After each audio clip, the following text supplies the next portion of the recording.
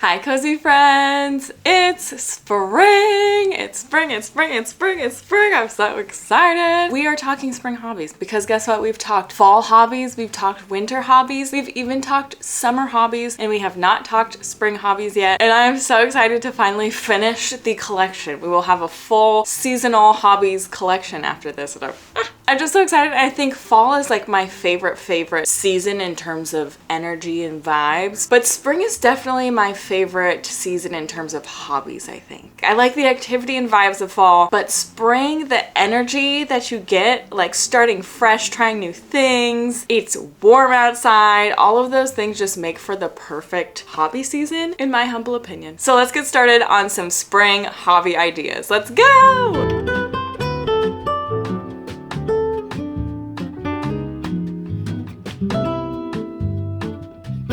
Okay, the first hobby is scrapbooking. Oh, I just feel like this is the perfect hobby for the spring because the spreads you can do are so colorful and bright. Something about like gingham and fruits is really speaking to me this spring. I think it's just the trend cycle right now. Like everybody's really into like fruits and veg and gingham. And I love that. It's giving picnic, it's hot outside. We're gonna go eat some field snack mice meals outside on a gingham blanket, on a picnic blanket with a little picnic basket, and we're gonna have ourselves a little springtime. And I have seen the cutest scrapbook spreads that really encapsulate that exact vibe. And I ran out and I got some really cute gingham scrapbooking paper, and I cannot wait to start my spring off with some cute little picnicky themed scrapbook spreads. And the thing about spring is it's all about like new beginnings, it's about blooming and, you know, little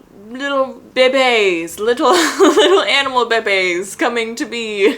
It's the earth populating, it's the earth springing up and bringing new life into the world, onto this earth. All of that is bringing in themes of newness and new beginnings and trying new things. So if you have not tried scrapbooking either lately or you just haven't tried it at all because you're like, my auntie does that, we're bringing scrapbooking back. We are bringing scrapbooking back this spring, and we are gonna have some scrapbooking parties with our friends. We are going to have a scrapbooking picnic. It's a little bit meta if we're doing a picnic spread in our scrapbook at the picnic with our friends, scrapbooking at picnic. Listen, the levels of self-reference are getting too deep for me. I can't follow it, but all you need to know is a little scrapbook moment in the spring, I think, is the perfect hobby. You don't have to have any skills for it. You don't have to know how to do anything except cut out paper. And if you don't want to do physical scrapbooking, you can do digital scrapbooking. There's so many cool apps that you can use. I like to use Procreate, but I know there's specific ones for actual scrapbooking purposes. There's like diary apps that you can use, but I also like it for the creative element because you can really release and unleash a creativity to it that's very low pressure. It's not creating this entirely new artistic piece where you have to draw, you have to think up something, you have to go find inspiration. You can kind of just like bleh onto a page with paper and stickers and highlighters and color pencils and pictures that you have.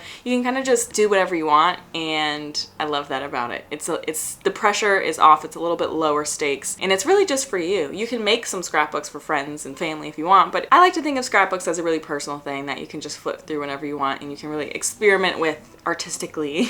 So go find yourself some cute gingham paper or just upcycle if you have it and get to scrapbooking this spring. Start fresh, start honoring your day-to-day memories by starting a new little hobby like scrapbooking. Next is something oh my gosh, I've seen the cutest inspiration on Instagram, on Pinterest. Like, it makes me want to be a nail girly, and that is nail art. The nail art I have seen for the spring, I'm telling you, like I said, I love the fall. I love the fall, but I don't think any season is hitting in the nail art category the way spring is. I'm gonna just show all of the amazing inspo pics that I have seen for nail art. Are you kidding me? Like I said, the gingham picnic themes, the fruit, the veggies, the cute pastel colors, the bright colors. It's bringing me so much joy to see the bright colors, the happy. Like, it's just something about spring just gets me in such a bright and sunny mood. And I love that you can put that mood into a tangible art piece on your nails.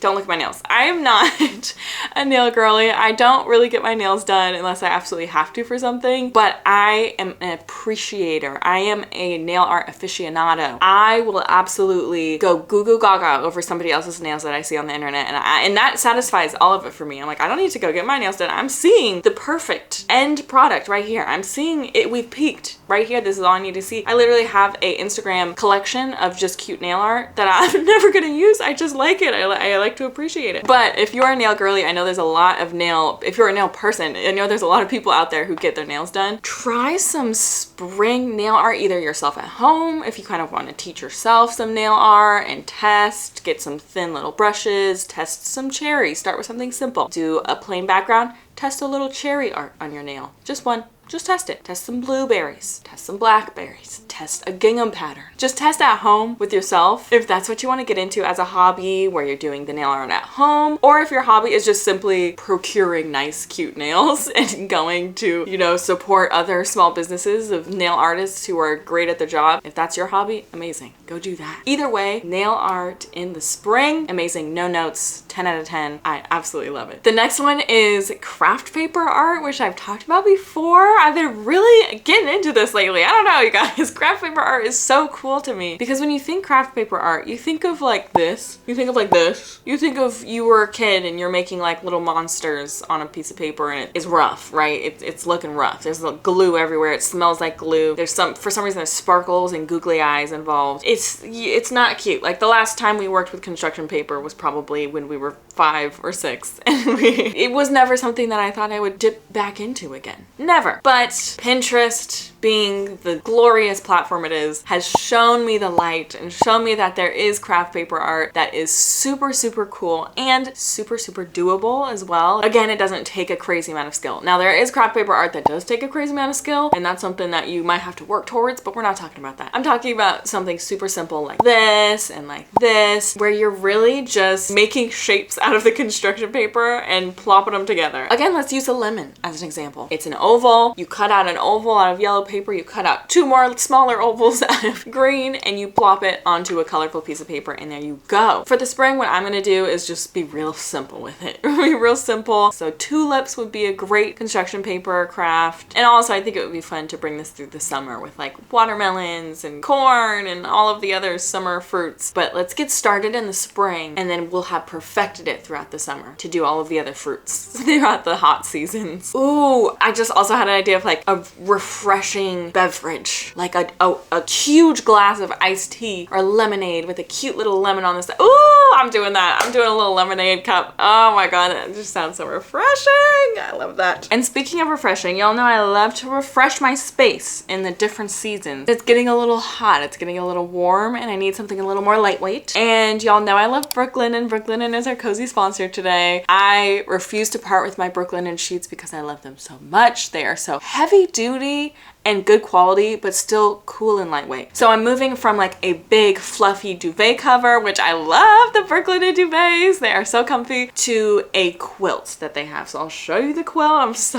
I'm so excited. So here is their lightweight cotton quilt. Oh my gosh, it's soft. It's the perfect color for spring. It's this creamy color. And then I also got some linen sheets. I know it's gonna be perfect for spring because it's lightweight and airy. So the linen core sheet set that I got is 1 flat sheet, 1 fitted sheet, and 2 pillowcases. It is 100% linen, made in Portugal. It also has that kind of rumpled look, which I really love in bedrooms. Very designer-esque. And then the quilt is 100% cotton, also made in Portugal. And I love that you can use it as like your only top comforter in the warmer months to keep it light, which is what I'm gonna do. Or you can have it as an added comforter, like your second comforter in the cooler months. I will never not use my brooklinen sheets. The style is unmatched. You can shop either the washed linen core sheet set or the lightweight quilt on their website, but Brooklinen is having their Memorial Day sale right now. All of their items are 20% off, all of them through May 28th. So if you want a little refresh for the warmer seasons, for the spring, this is your time to snatch something up when it's 20% off. And you can use my code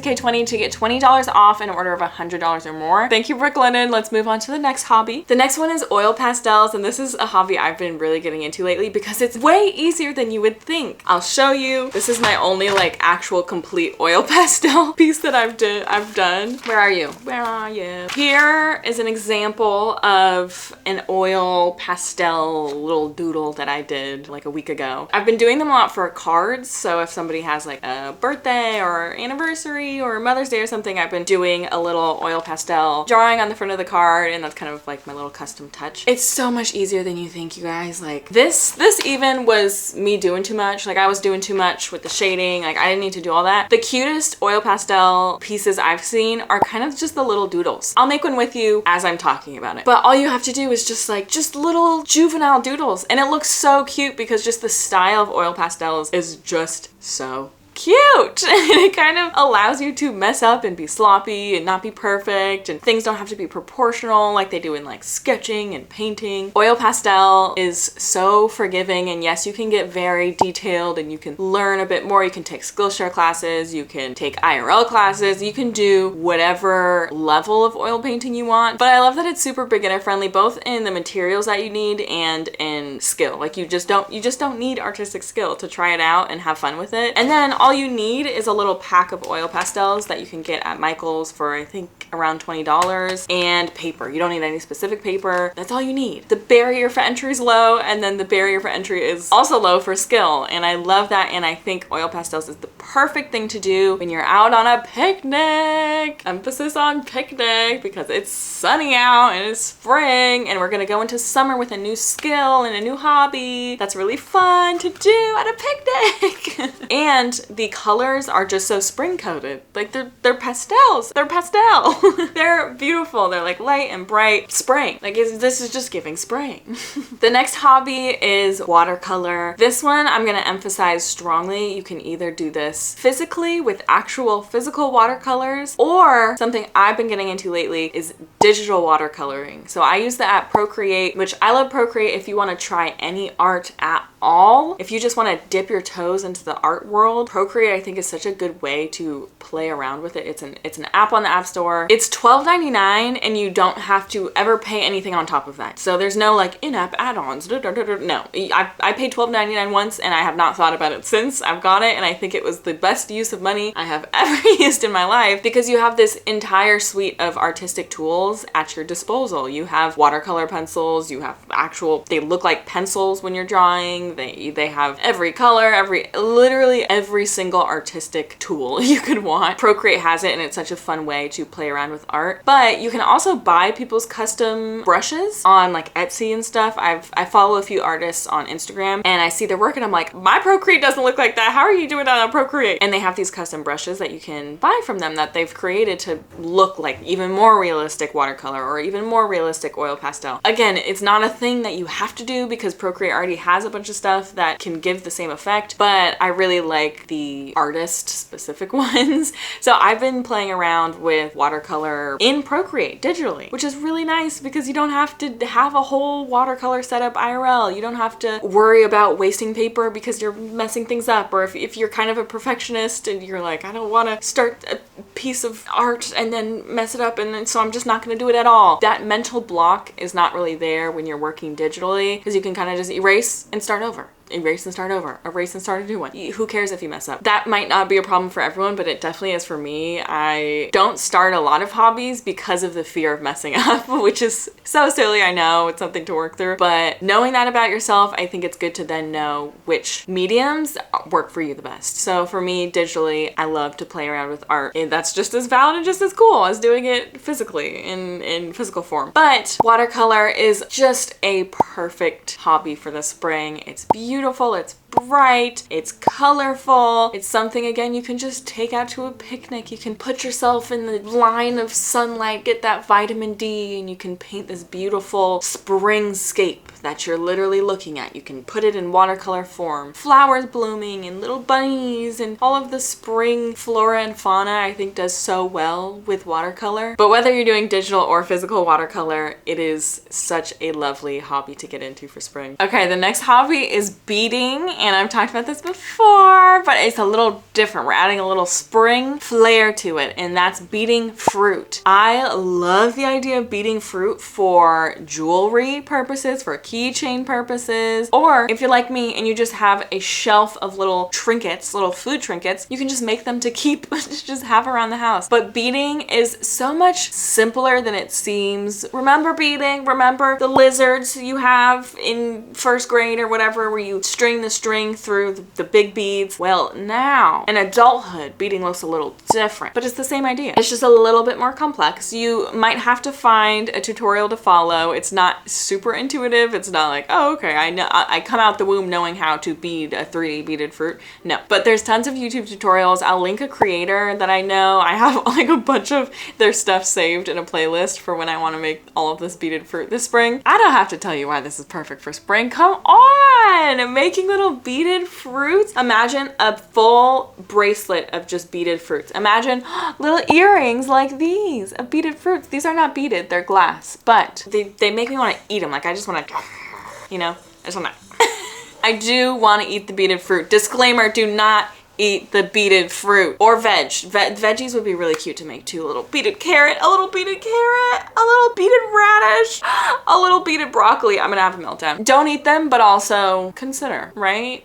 That's all. That's all I'm saying. That's all I'm saying. The next hobby is air dry clay projects. I have seen the cutest ideas on Pinterest and Instagram. There's some shelving you could do to put your little like sunny angel in, or your food trinkets if you have a bunch of food trinkets like the ones I previously talked about. The opportunities are endless for the air dry clay this spring. Another idea I saw was little magnets, and you can make whatever you want. You could do some food themed magnets. You could do a picnic themed magnet set. Imagine ants. I know, hear me out. Little ants, a little picnic basket, an apple with like a bite out of it, a sandwich, a baguette, and a watermelon. You make all of that in a little set to put on your fridge in little fridge magnets. How cute! How cute! I've also seen people do like bows and picture frame magnets to put on. I've seen the cutest combination of things, but I think it'd be really cute to do a little picnic themed set. I might do that myself. We could all do it together this spring. And you don't have to go to a pottery class or a pottery studio. You don't have to buy a pottery wheel and a kiln and all of these things to make cute little at-home pottery. You just have to get air dry clay at Michael's, at Target, and even some acrylic paint if you want to paint it after it dries. They even have kits, like Sculpt has kits that you can use their materials. If you don't want to go collect all the materials, you can use their materials and their tutorials, and you can make little air dry clay projects throughout the spring. Make your little trinket shelves and make your little spring cute picnic magnets. Go for it, do it. Similarly is polymer clay, either magnets or earrings, or just little figurines. Polymer clay is super similar to air dry clay, where you can just craft it at home. You don't have to do all of the kind of hullabaloo that you have to do with traditional pottery. Air dry clay requires a little bit more tools and such, especially when it comes to getting enough colors so that you're mixing correctly and you're mixing the right colors. And then some people do like a resin wash afterwards and like bake them. So there's a little bit more of a process when it comes to polymer clay. The fact that you can work with color at the start instead of having to paint after might be better for some people. So if you prefer painting after the fact, maybe try air dry clay. And if you like having the color at your hands to mold how you like and blending color within the clay itself, maybe polymer clay is the option for you. Also considering scale, polymer clay tends to be on the smaller side since you're working with like smaller things. So you're usually making miniatures of things, versus air dry clay, you can kind of do anything. The scale can be a lot bigger. So also something to consider, but I think both are perfect for creating little figures, little food figurines. Is this very specific to me because I'm obsessed with food figurines? Yes. But I think it's perfect for the spring if you want to make cute little flowers, maybe little flower earrings, little tulip earrings. I just love the spring and I love miniatures. I just think it's perfect. Perfect combo. The next hobby is gardening. I mean, come on. This is a given. You knew this was coming. Gardening, but specifically, let's start an herb garden this spring. Start easy. Gardening can be difficult, okay? I'm not even going to pretend that I know a single thing about gardening. What I do know is how to keep a basil plant alive. I can keep a basil plant alive. I've done it for 2 weeks so far.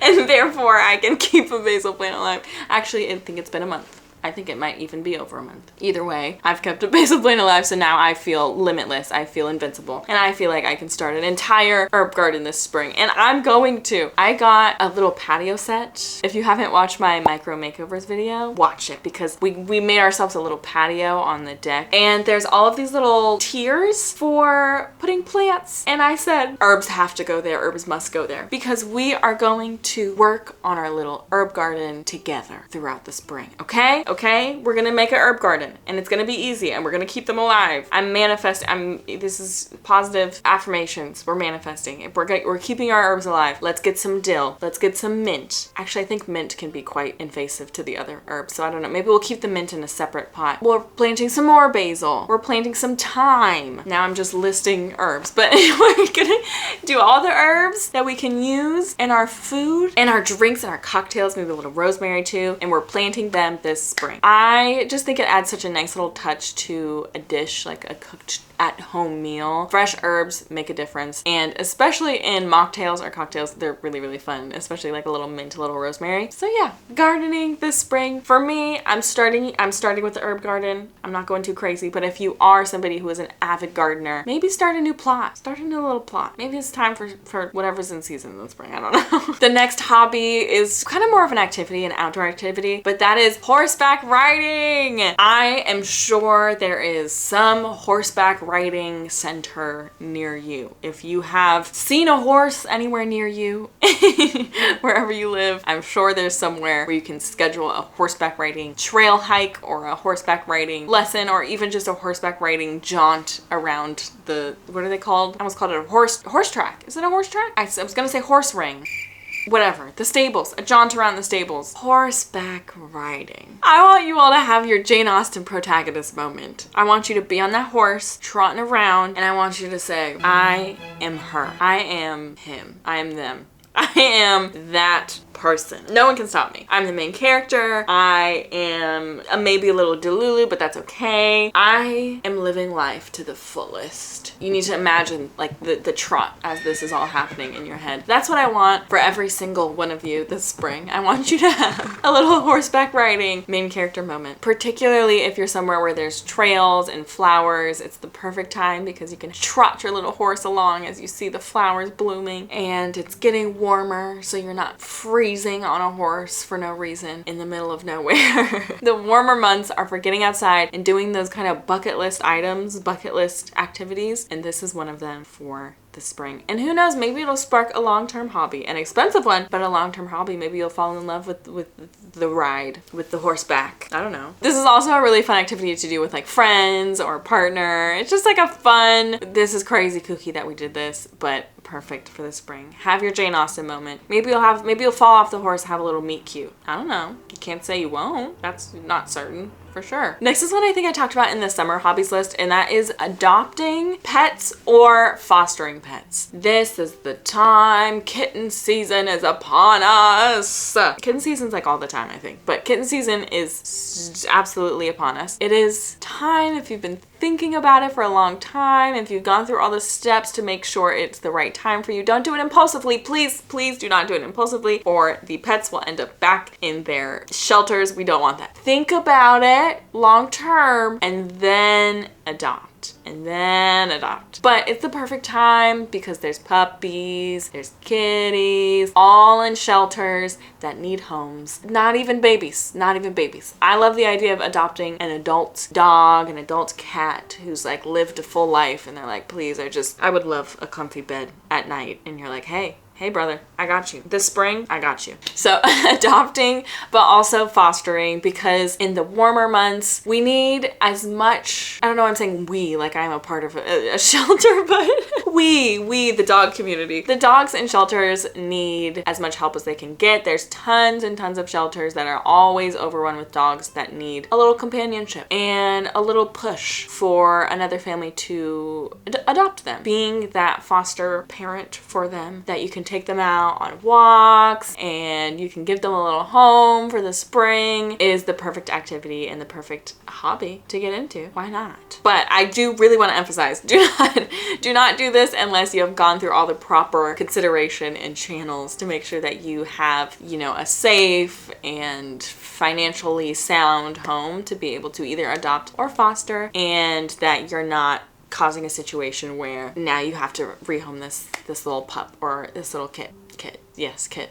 Pup and kit. But yeah, it's the warmer seasons. We want to get out and be active, and sometimes you need a motivation for that. And having a little dog that needs to get out and be active too and needs a family is the perfect motivation. Okay, next is another active hobby. It's an out of the house hobby, and that is antique hunting, estate sales, and thrift shopping. This is the time to get out there. This is the time to put shoes to pavement, get to stepping, because it's warm. It's warm. You can get up at 6 a.m. and be the first in line for those estate sales, for those garage sales, for whatever sales. You can be first in line because it's not freezing cold anymore. It's spring. It's summer. We've got the sun we need to be standing in those lines for the estate sales. And ooh, will it pay off. The things you find at the antique sales, at the flea markets, at the estate sales, at the thrift stores, the things you find when you are an avid goer, when you make it a habit and you commit to it, it always pays off. Anytime I've been in my antique and my thrifting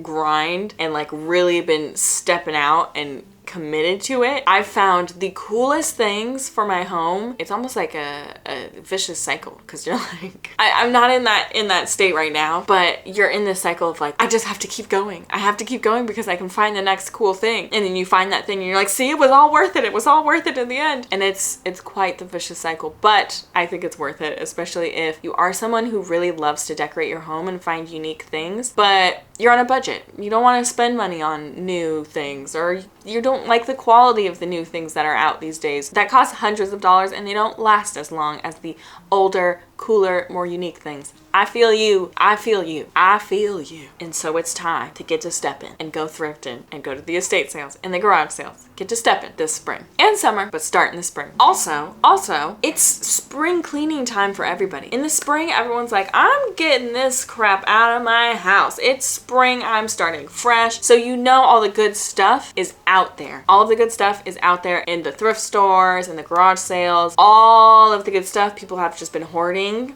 all year. It's out. It's ready for you. You know that spice set that's like all houses and everyone freaks out about them? You're gonna find one. I'm manifesting one in your future. Okay. The next thing is embroidery, but not any embroidery. I feel like that's definitely more of like a fall winter thing. Embroidering tableware, embroidering a tablecloth, embroidering a napkin. And I really like the style of embroidering with like a dinner spread. So embroidering a little plate, embroidering utensils, embroidering different dishes. I think it's so charming, and just the hand done look of it. Like, you don't have to be super good at embroidery to make it look cool. It just looks effortlessly cool no matter your embroidery skill level. I'm really excited to try this myself, especially on napkins. So I've seen people do like a fork and a knife on a napkin and a spoon. Placemats, people do like the plate and then the forks and knives. I don't know which one goes on which side. Then just like the coolest table spreads on tablecloths. So you can experiment with it. You don't have to do the actual plates and things. That's just one idea that I thought is really cool for this spring. But if you want to do more of a spring to summer themed piece, then you can do just like cute fruits and cute vegetables, just cute colors, cute patterns. I just think it is so cute for the spring. The next thing I know I'm gonna get some eye rolls. Hold on, I'm gonna get some eye rolls. Pickleball. I know, y'all. I know. But pickleball. But I'm also throwing in badminton, okay? I'm gonna tell you a story about pickleball. Me and a friend have been doing tennis together. Every time, we haven't gone that often, but every time we've gone, we look over at the people playing pickleball next to us and we sigh and we groan and we say, I wish we were playing pickleball right now. Pickleball is so unserious in the best way. Tennis, you're on the full court tennis, sprinting around, sprinting after balls, sprinting, trying to hit on such a large court. That's not fun. It's not fun. It's fun for a little bit. It's not fun for a long time. It's really not. You know what the pickleball gals were doing? Pickleball is half a court of a tennis court. It's half the court, and it's a small little net, and it's not a big, scary, hard, heavy ball. It's just a little, you know, the one with the holes in it, a little plastic ball, and they go pop, pop, pop, back and forth, and in between their pop, pop, pop, pop, they're not even keeping score. They're just chit-chatting. They're gossiping. They're yapping. They're sitting there with each other on the same side of the net. Just you know it's good. You know the gossip is good. And I yearn for that. I do. I yearn for that. And so for everybody's spring and summer, although I know everybody and their mom is doing it and everybody and their mom's talking about it and people are saying, no, actually everybody's not doing pickleball, and other people are saying, yes, everybody's doing pickleball. La la la la la la la. Shove the discourse about pickleball out and just try it. Just do it. Who cares if everybody's doing it? Who cares if no one's doing it? Who cares if only the cool people are? Or who cares if the chuggy old people? No, who cares? Just try it. Just try it, because I know those pickleball ladies were having the time of their life. Just if you just want to go and yap with your friend, that's what I want to do. Go try pickleball, and you have an excuse to yap with your friend. And you're so close too. Tennis, you're so far. We're yelling at each other. How was your day? How was your week? What? Pickleball, you're right there. Did you know Brenda brought carrot cake to the function? Yeah.